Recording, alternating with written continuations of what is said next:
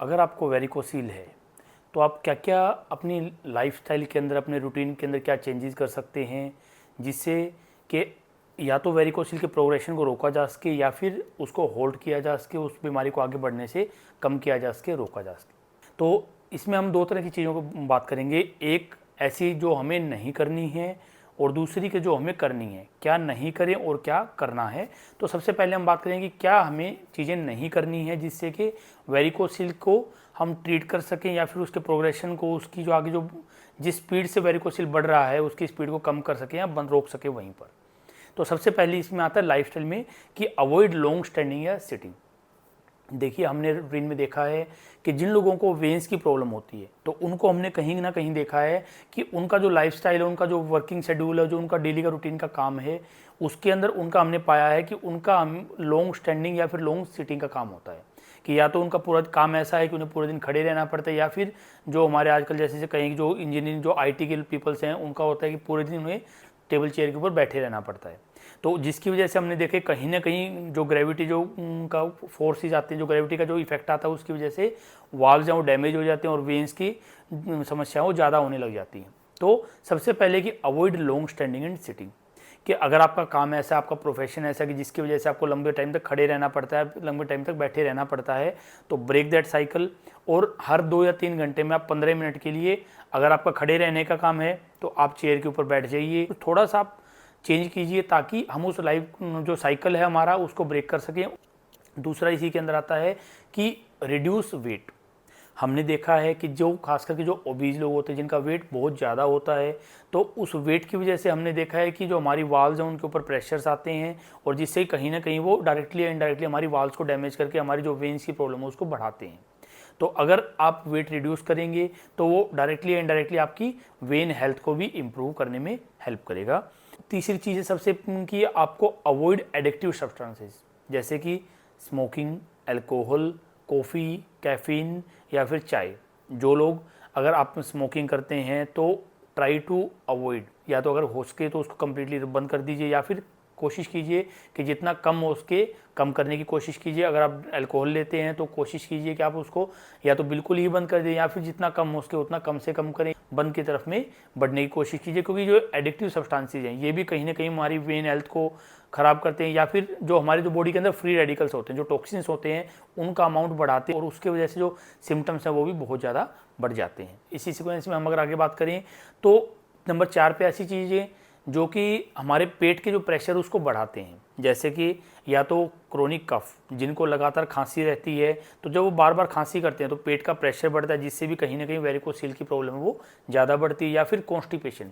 जिन लोगों को कॉन्स्टिपेशन रहती है, कब्ज रहती है, हम उनको एडवाइस करते हैं कि आप कुछ मेडिकेशन लें। सबसे पहले आप अपनी डाइट चेंजेस कीजिए, काफ़ी ज़्यादा अच्छा अमाउंट में आप हाइड्रेशन रखिए, लिक्विड्स लीजिए ताकि आपको कॉन्स्टिपेशन है वो रिलीव हो, जिससे कि पेट के अंदर प्रेशर है वो कम हो। देन इसी में एक और चीज़ हमने आजकल की देखा है कि जो खास करके जो लोग जिमिंग करते हैं,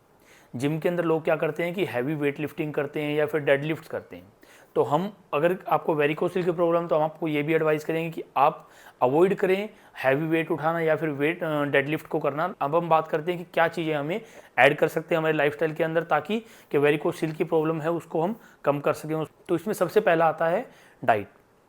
डाइट में भी सबसे पहली जो ऐसी डाइट जिसके अंदर आपके जो हमारे एंटीऑक्सीडेंट्स हैं वो बहुत ज़्यादा अमाउंट में होते हैं। ऐसे खाने की बात करें जिनके अंदर एंटीऑक्सीडेंट्स ज़्यादा मात्रा में पाए जाते हैं, तो सबसे पहले उनके अंदर आता है हमारे fruits, vegetables, green leafy vegetables, nuts, grains, ऐसी कुछ ऐसी चीज़ें जिनके अंदर हमारे एंटीऑक्सीडेंट्स बहुत अच्छे अमाउंट में पाते हैं। क्योंकि हमने देखा है कि जब भी किसी वेन की प्रॉब्लम होती है तो उसकी वजह से जो टॉक्सिन्स हैं वो हमारी बॉडी के अंदर इकट्ठा होने शुरू हो जाते हैं। अब अगर हम एंटीऑक्सीडेंट्स लेंगे तो वो क्या करेंगे, उन टॉक्सिन्स को कम करेंगे और उनको बॉडी में से रिमूव करने की कोशिश वो हेल्प करेंगे ताकि आपके जो सिम्टम्स है वो काफ़ी हद तक कम हो जाए। अब इसी के अंदर और आगे बात करूँ तो इंटरमिटेंट फास्टिंग, इससे हमने देखा है कि उससे आपको बहुत अलग तरीके से हेल्प मिलेगी कि फर्स्ट थिंग कि इंटरमिटेंट फास्टिंग की वजह से आपका वेट कम होगा। अगर आप ओबीज हैं, अगर आप ओवरवेट हैं तो आपका वेट कम होगा जिससे कि आपका जो पेट का प्रेशर, वाल्व्स के ऊपर प्रेशर कम होगा। दूसरा कि अगर आपको कहीं ना कहीं अगर आपको कॉन्स्टिपेशन है, ऐसे भी कोई दिखते हैं, तो इंटरमिटेंट फास्टिंग से हमने वो भी देखा है कि उन चीज़ों में भी काफ़ी मदद मिलती है। तो एक ये भी ऐसी चीज़ है कि जो आप